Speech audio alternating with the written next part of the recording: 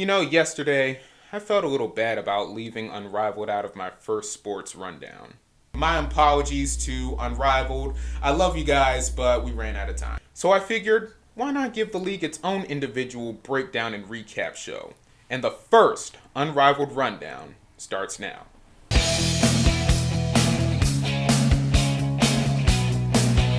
Good evening, everyone, and welcome into the Unrivaled Rundown. I am Kadarius Washington, and it's a pleasure to have you in. Be sure to like, comment, and subscribe to this page, and follow me on Twitter or X at CW Talk Sports. That's CWTALKS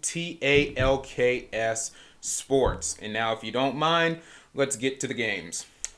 Week 2 of Unrivaled is in the books, and a lot of games to break down, so let's get started here. The weekend started on Friday with the Phantom getting their first win of the season against the Mist by a score of 74-69.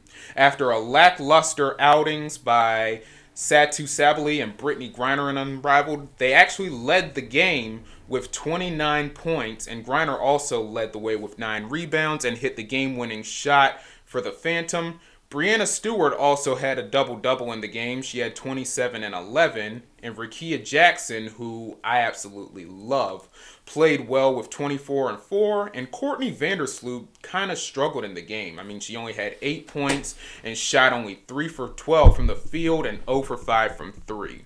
In the next game, the Laces took down the Vinyl 83-79. Laces looked really good in the game. As a matter of fact, every player for the Laces were in double figures. Tiffany Hayes led the way with 26 and 4, and Alyssa Thomas had a double-double with 14 and 12. And things got a little tight late in the game, but Kayla McBride took over and ultimately hit the game-winning shot, so that's a good job by her. Next day, the Rose finally got their first win of the season. No surprise against the Mist, 71-66. And I just have to say this. Azarae Stevens is so much fun to watch. She had 16 and 7 on the game and crashed the defensive boards, had 6 of those in the game as well as 1 rebound. And as I've said, Chelsea Gray, so sensational. 12 and 7 on the game and the game-winning shot. And the crazy thing is, Courtney Vandersloot scored in double figures. She was the only player that didn't score in double figures. She had 9, and Brianna Stewart nearly had another double-double with 20 and 9. Then, after finding their winning ways, the Phantom ran into a buzzsaw against the Lunar Owls, 82-58. I mean, the game was not competitive. Whenever you shoot 4 for 20 from 3, you're going to lose the ball game, just like the Phantom did. Nafisa Collier had a game-high 37 points and 18 rebounds, which is incredible. Alicia Gray with 21 points and the game-winning shot. Satu Sabali led the Phantom with 19 points, but she only shot 9 for 21 from the field and 1 for 7 from 3. Ouch. Brittany Griner only had 10 points for the Phantom and shot 5 for 12 from the field and missed her only 3. And by the way, can we stop shooting threes, please? Unless it's the end of the quarter or a half-court heave-ho, can these bigs across basketball stop shooting threes? Just like JT the Brick always says, if you're coaching and you see your 4 or your 5 shooting threes, you would bench their behinds until they get on the low block like they're supposed to do. But anyway, back to the breakdown. Yesterday, the Lunar Owls took down the Vinyl 67-57. Alicia Gray and Nafisa Collier each had 19 on the game, and Alicia had yet another game winner. Ryan Howard kind of struggled in the game, 7 points, 2 for 10 from the field, and the only players not to score double figures for the Vinyl. And Aaliyah Boston played a little better. She had 14 and 9 on the game, and lastly, the Laces keep their undefeated season alive, taking down the Rose 71-64. Kayla McBride with the game of her life, 31 and 9, with all of those rebounds coming on the defensive end, including the game-winning shot. I mean, her game is incredible. Angel Reese played really well, albeit in a losing effort. She had 17 and 7 on the game, and she made her first 3 of the season. Like I said, I do not like bigs, 4 and 5s in particular, shooting threes, but she finally made her 3, and so that's a good job by her. All right, that'll do it for your week 2 recap of Unrivaled. A couple of takeaways from this past weekend. Number one, how good are the Lunar Owls?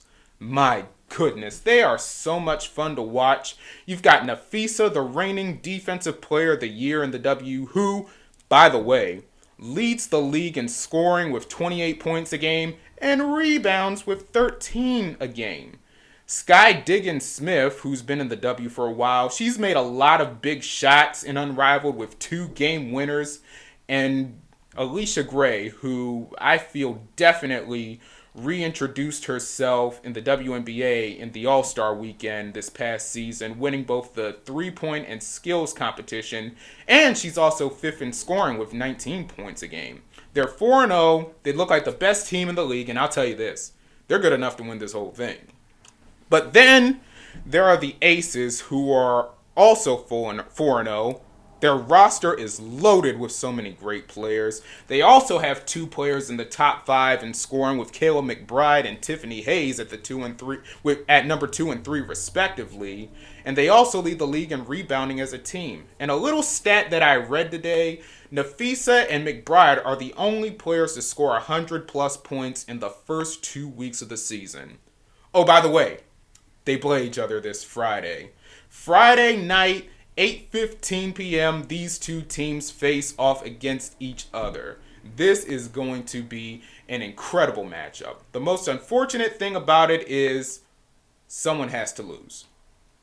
Speaking of losing, the Mist still have yet to register a win in Unrivaled. What's crazy is they're 2nd in the league in rebounds, but they're 2nd to last in scoring and dead last in assists. Now, I understand that many people want Phil Handy out, they want him gone, but I want to give him the benefit of the doubt. The players are playing really well. Breanna Stewart is virtually making her own double-doubles. They have 2 top 10 scorers in Unrivaled, with Jewel Lloyd and Rakia Jackson averaging 14 points, and having Rakia Jackson averaging 14 points a game. Handy just needs time. The players are playing well, and they're going to win. They're due for a win, and I believe they're going to get it at some point this weekend. All right, I have a few players to watch as we go into week 3 of Unrivaled. First, Alicia Gray has really become one of my favorite players, as I said. Very graceful and incredible offensive player. So I'm going to be watching her as her Lunar Owls have a big weekend coming up. Next, I have Rakia Jackson. She has really thrived on this 3-on-3 level of basketball. She's scoring a lot of points, and she has been electric so far this Unrivaled season. Next, I have Stephanie Dolson. I really love her defense, and she's done a lot of damage in the paint, so she is someone who I definitely love to see. And last, Azurá Stevens. Like I said, she's so much fun to watch on both sides of the ball. So she's another player that I'm going to be interested in seeing this weekend. And as I stated, we got Laces and Lunar Owls this weekend. And so that matchup, especially between Fee and McBride, is going to be so much fun to watch. So go ahead and check that out this Friday night. Also, before we go, I broke down the Jewel Lloyd and Kelsey Plum trade yesterday on my sports rundown. So go check that out here on YouTube if you have not done so already. We just got some breaking news earlier today in the WNBA. According to insider Annie Costable, the Connecticut Sun are trading their star Alyssa Thomas to the Phoenix Mercury. We have yet to learn of any compensation for Connecticut. We just know that right now AT is heading to Phoenix. And a quick little correction too, it's Breanna Stewart and Jewel Lloyd that are the 2 top 10 scorers for the Mist and the league. So I just wanted to clarify that as well. And Rakia Jackson, of course, I said is averaging 14 a game. Well, that'll do it for the show. Be sure to like, comment, and subscribe. And follow me on Twitter at CW Talk Sports. That's CWTALKS Sports. And I will see y'all the next time. Good night, everyone.